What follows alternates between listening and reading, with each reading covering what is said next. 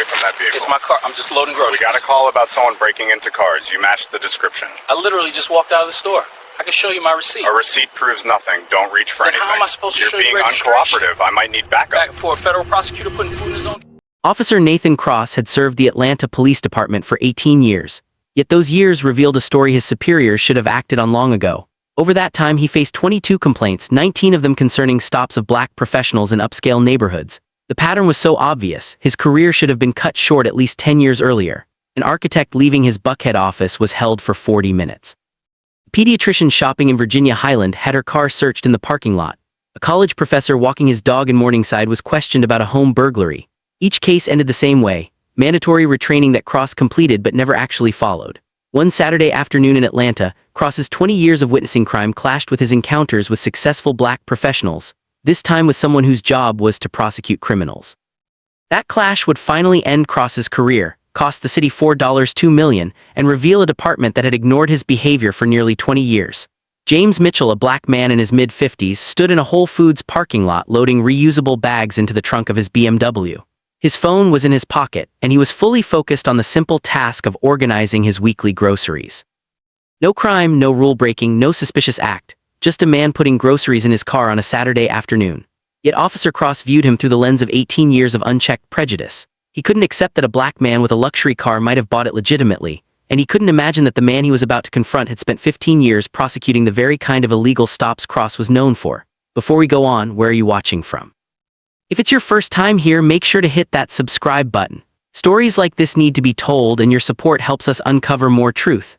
Atlanta, Georgia. Virginia Highland neighborhood, an upscale area with tree-lined streets, historic bungalows, trendy restaurants, and grocery stores where organic produce costs more than many people's car payments.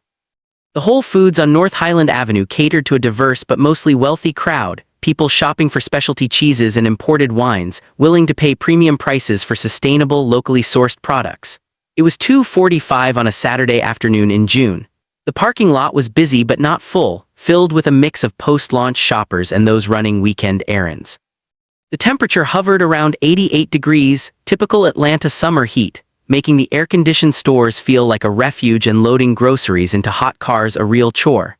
James Mitchell had spent 15 years as a federal prosecutor in the Northern District of Georgia, handling cases from white-collar fraud to civil rights violations to public corruption. He had prosecuted both gang members and corporate executives with equal skill, argued before the 11th Circuit Court of Appeals, and trained younger prosecutors. His conviction rate ranked among the highest in the office.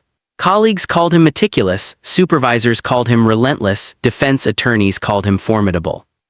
James had graduated from Howard University and Emory Law School, where he was on law review, clerked for a federal judge, spent a short time in private practice, and then joined the U.S. Attorney's Office, where he found his true calling. He believed in the system and justice, and that law enforcement, when done correctly, protected communities and upheld rights. But he also understood from both his career and personal experience that law enforcement was often mishandled.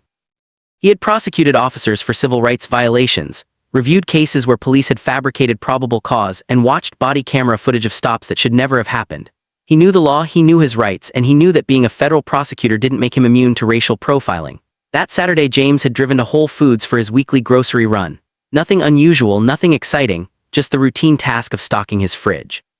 He parked his BMW near the entrance, grabbed a cart, and spent 40 minutes inside picking out produce, meat, and pantry staples, the typical groceries a single professional buys for the week.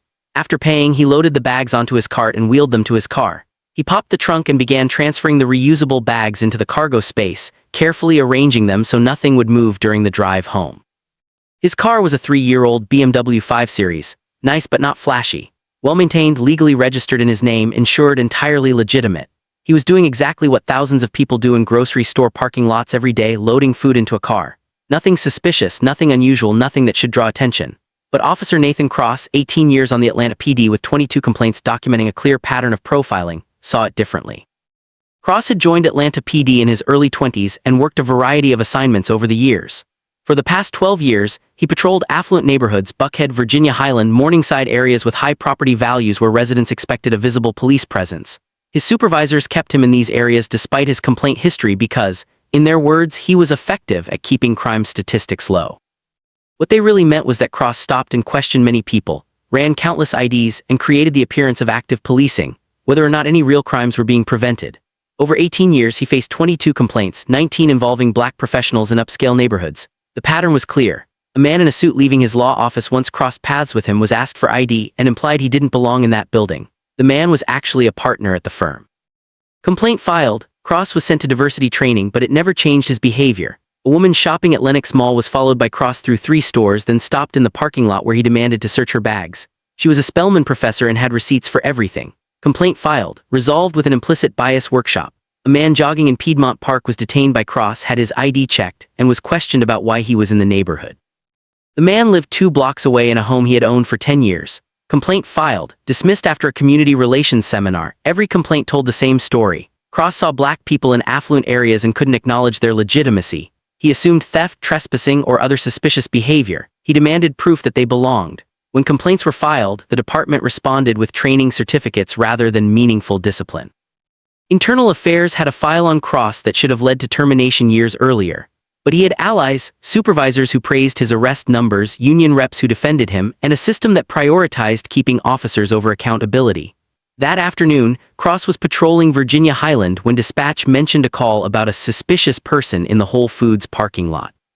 The caller reported someone who seemed to be checking car door handles, a black man in his mid-50s with a nice car. The caller wasn't certain but wanted police to investigate. Cross responded immediately. This was his specialty, proactive intervention, stopping crime before it happened. He pulled into the lot, scanning for the description. Black male, nice car. And there near the entrance was a black man loading items into the trunk of a BMW.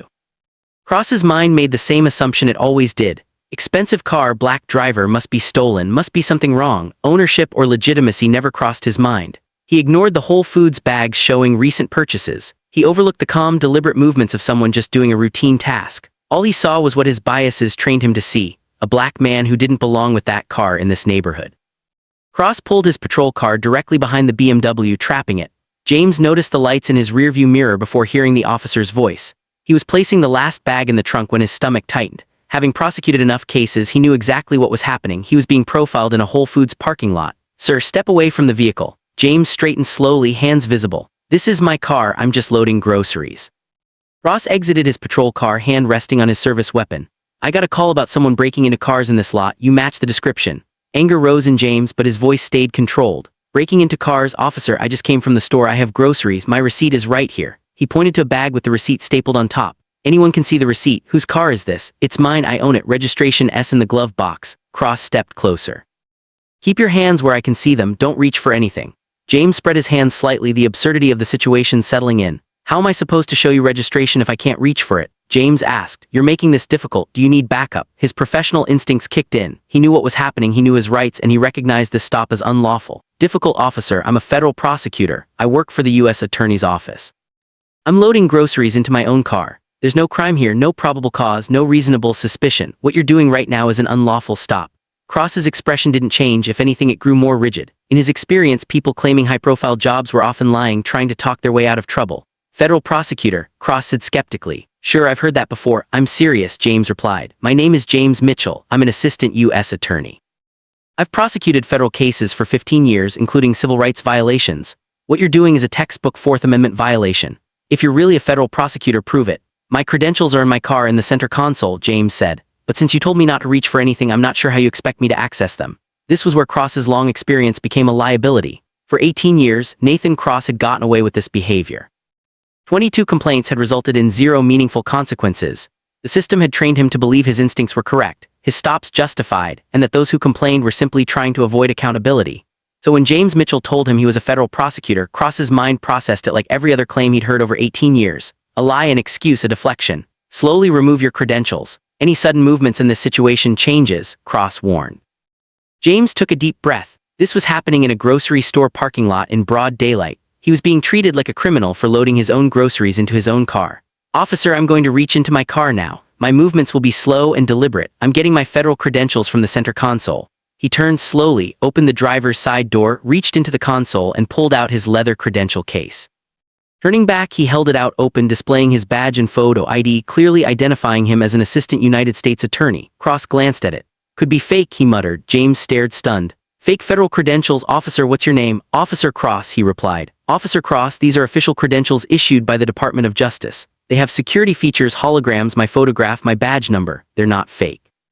And the fact that you're suggesting they are shows you've already decided I'm lying. No matter what evidence I show, you're just being thorough. No, you're profiling. You saw a black man with an expensive car and assumed something was wrong. You didn't notice the Whole Foods bags. You didn't consider that I might have just finished shopping. You assumed criminality because you can't imagine a black man legitimately owning a BMW. I responded to a call about what? Someone breaking into cars. I'm loading groceries. My car is registered to me. I have a receipt for the items I purchased. I have federal credentials proving I'm a prosecutor. What exactly do you think I'm doing wrong? Cross reached for his radio. Dispatch, I need a supervisor and another unit at Whole Foods, North Highland Avenue. I have a subject refusing to cooperate. James pulled out his own phone. I'm calling my office because what you're doing is unlawful detention. And as a federal prosecutor, I know civil rights law well enough to recognize when mine are being violated. Within minutes, another patrol car pulled in, followed by a supervisor's vehicle. Sergeant Denise Harmon stepped out, a 26-year veteran who had worked with Cross before and had no illusions about how he operated. She knew his complaint history.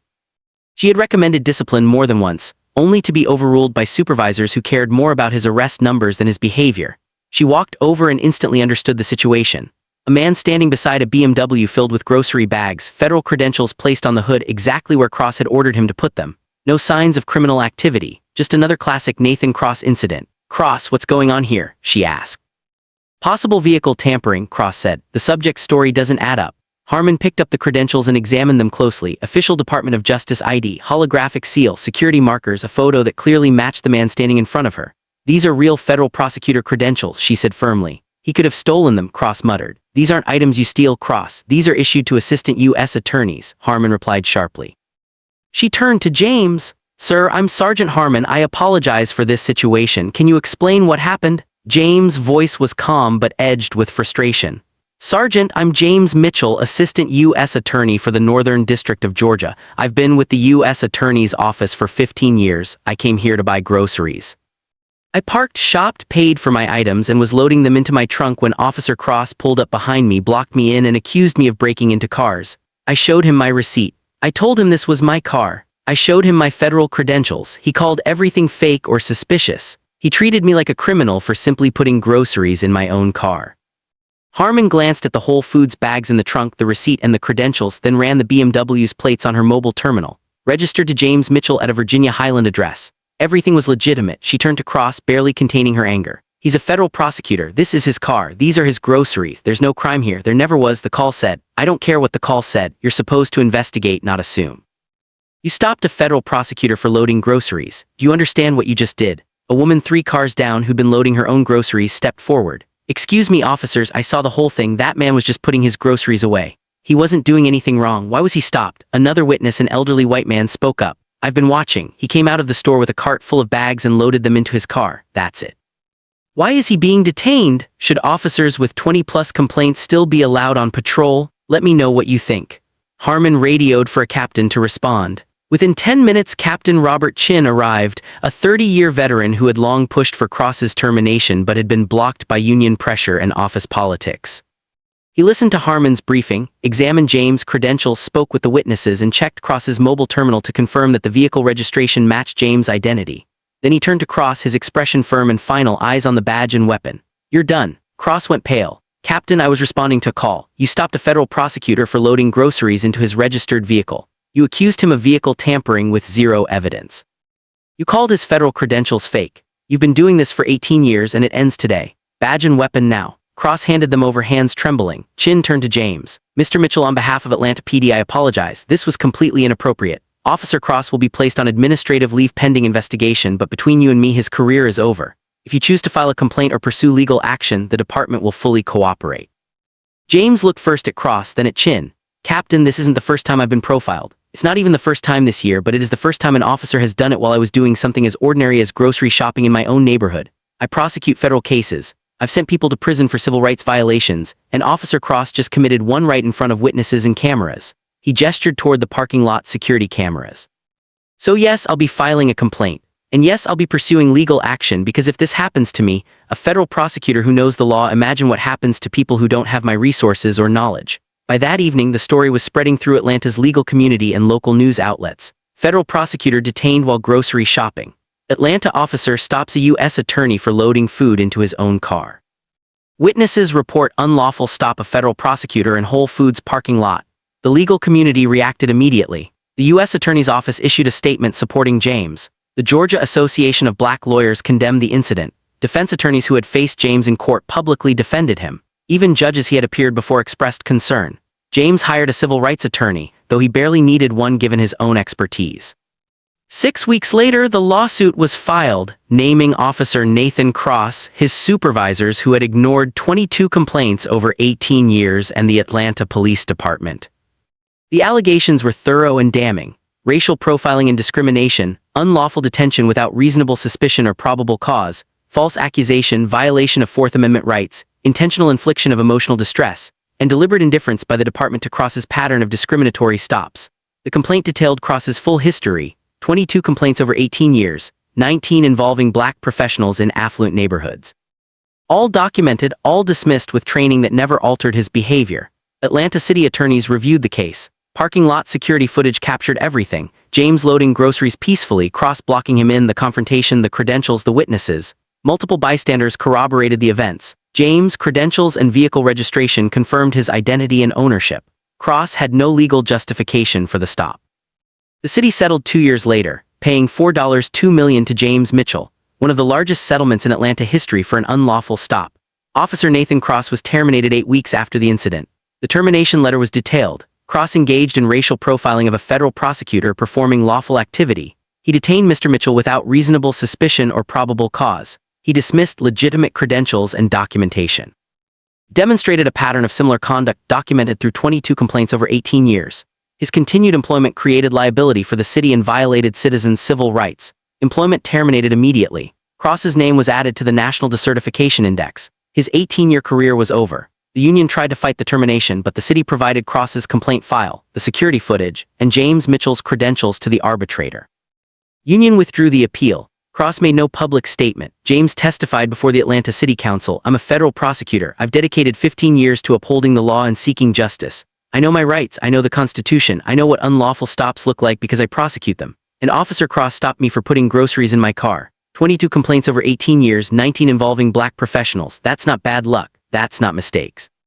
That's a pattern your department tolerated for nearly 2 decades, because Officer Cross's supervisors valued his numbers over the rights of the people he profiled."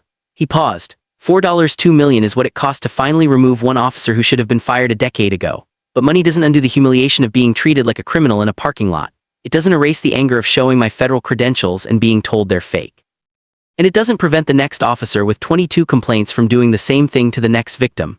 Atlanta PD implemented reforms 14 months later. Automatic investigations should trigger at 10 complaints showing similar patterns. Supervisors must review all stops in affluent areas. Body cameras should be required for every parking lot contact. Annual civil rights training should come from actual attorneys. Command staff must be held accountable when officers show documented patterns of misconduct.